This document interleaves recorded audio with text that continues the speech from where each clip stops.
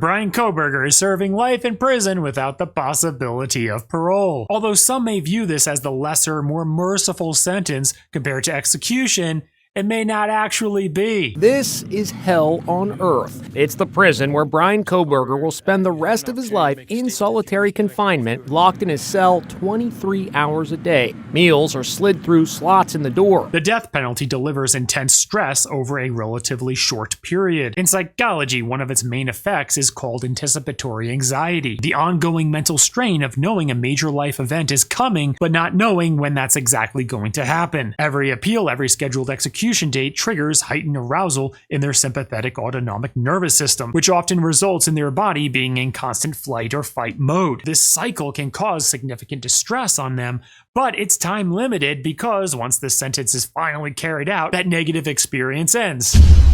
However, life in prison without the possibility of parole produces a unique profile of psychological distress and harm. Instead of shorter-term acute stress, it creates unrelenting chronic stress stretching over many decades. What do you think happens when every single day reminds that prisoner that they will never leave? They may see others leave and get parole, but they're never leaving. Yes, their brain adapts by shifting into a state of learned helplessness, where any motivation they had to do really anything just completely erodes, and complete hopelessness becomes the default. In psychology, the absence of control over their environment amplifies stress responses and steadily erodes their resilience. When every detail of their life, from meals to movement to social contact, is dictated by authority, the prisoner's autonomy and self-determination vanishes. Especially over time, prisoners like Kohberger stop trying to improve their circumstances, where they become convinced that no action will make a difference. This collapse of agency fosters emotional withdrawal,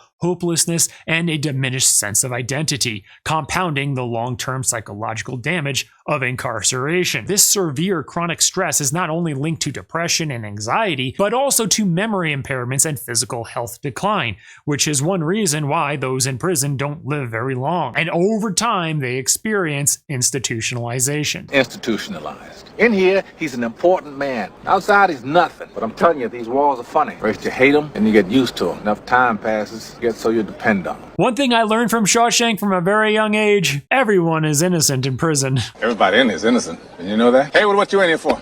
Didn't do it. I ain't supposed to be here. You don't understand. I'm not supposed to be here. Open that cell. For high-profile prisoners like Bryan Kohberger, additional stressors compound these effects. Prisoners may intentionally target them for harassment, such as disrupting their sleep through persistent noise or verbal abuse. Follow for more.